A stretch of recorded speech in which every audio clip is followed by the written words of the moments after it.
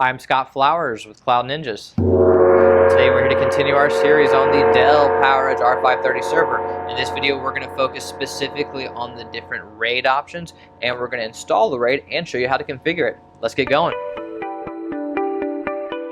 Well, hey, thanks for stopping by today to learn a little bit more about the Dell PowerEdge R530 server. Do us a favor, if you find anything in this video series useful, click that like and smash that subscribe. Alright, so we're going to go over the different RAID options, which I've laid out for you here, and I'll show you in just a second. We're going to actually show you the differences between the RAID options as far as the different RAID levels, the PCIe generations, hardware versus software, all that good stuff. And then we're going to actually show you how to install it, and then we're going to actually configure an H330 in here and do RAID 5, which is really simple and great for storage. So we'll go over all that right now. Alright, so we're going to show you the different options here. This isn't going to cover technically everything, but we'll talk about those as well. So not featured is the S130, which is just an onboard software, so obviously I wouldn't be able to show that. The onboard software is going to show RAID levels, or going to be able to support RAID levels of 0, 1, 5, and 10. There's not going to be any cache. Drive speeds are going to be 6 GB for SATA, 12 GB for SAS. It's going to be PCIe 3.0, and it's going to be a software RAID, obviously. With HB-A330, which is this one right here, this is actually just a pass-through, so you're not going to be able to really get any RAID levels. There's no cache. Same exact drive speed, same PCIe, and this will be your first hardware RAID option. The next one is the H330, which is going to be great for storage. It's one of our favorites to use for storage. What we're actually going to use for this box coming up next to configure RAID 5, and the levels that it supports are 0, 1, 5, 10, and 50. There's no cache, as you can see, and it's going to be the same exact drive speeds, same PCIe Gen 3.0, and it's also a hardware RAID.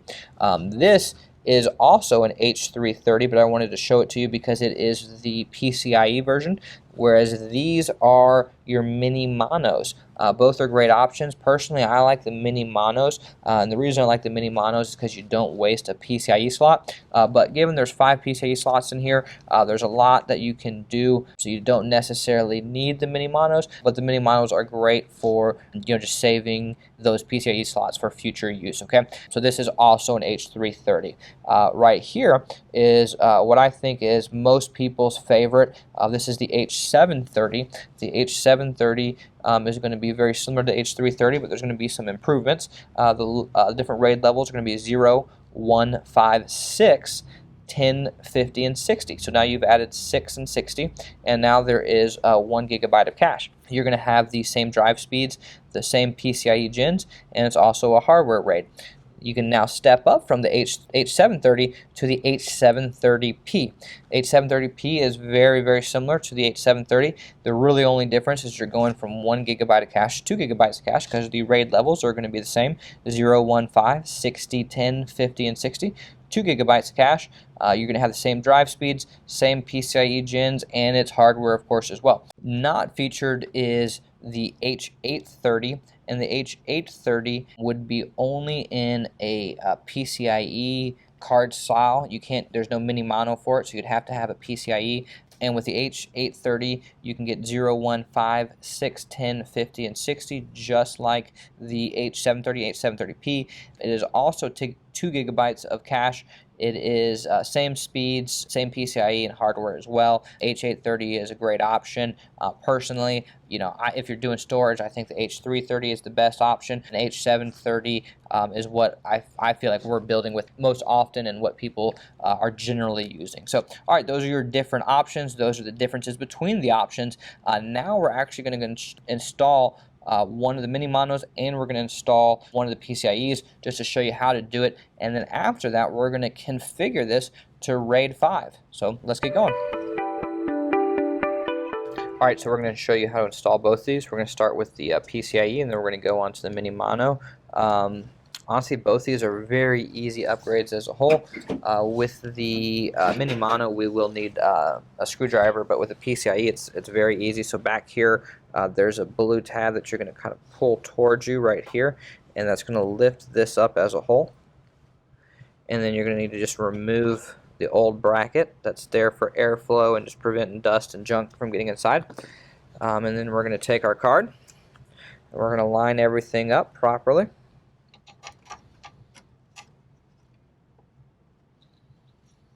And this is fairly simple. We just need to push it in and make sure everything's lined up, and this will become nice and flush back here. Okay, and I like to just look at it, which you can't really tell I'm doing, but you can look over here on the side, just make sure it's fully in, fully flush right here. So then you're just going to push this down, and you're going to hear this click, and now it is completely flush, it's fully in, and just like that, that easy to install the PCIe version. Now we'll go ahead and show you how to do the MiniMono. So while we're in here, I'm just going to go ahead and do both. So we'll lift this up. We're going to remove the air baffle. And with the MiniMono, you will need a screwdriver. Personally, I like to use, normally I'm very big on the electric screwdrivers. When it comes to the RAID cable, I like to use like a regular old screwdriver with a magnetic tip. Sometimes these are just jammed in there really hard, and I like to be really careful with them. These are some of the easiest screws to strip in the entire machine. So this is one time I'm going to be extra careful. So we're just going to push this down, and we're going to unscrew this here. And one thing I did also want to note, if you don't have this SAS cable installed, your drives will not be able to communicate with the board regardless of whether you have a RAID card installed or not. So you definitely need to make sure that you do have the SAS cable installed in general, just to be able to have your drives work. Alright, so now that we have unscrewed these, we're going to go ahead and pop this off and take it up. Alright, so now that we have our cable removed, we're going to put in a very popular H730. So you'll notice down here, these are the leads where it'll actually connect over here, and everything else is all about just lining everything up properly. So I like to come to the back first, push this in, get everything lined up properly. Alright, so now it is fully inserted here, and we need to simply just put the cable back in. So literally it just pretty much snaps into place. You'll see the screw holes are all lined up, really simple overall. So now we're going to come back and we're going to put our PERT cable back in.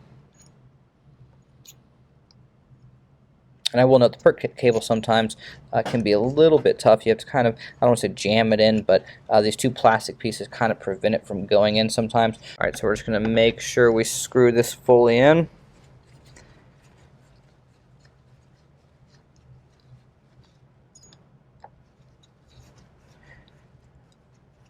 And this is the easy part now, just a couple of screws and we're done. So just like that, we installed the H730 MiniMono.